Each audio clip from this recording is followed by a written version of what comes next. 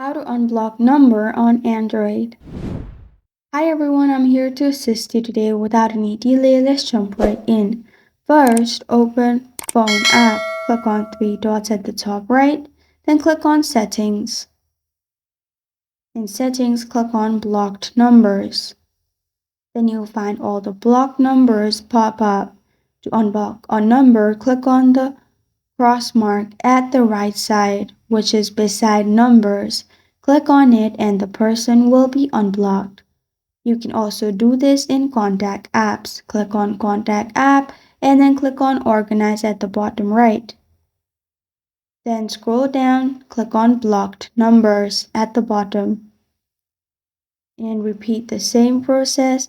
Simply click on cross mark at the right side and the number will be unblocked.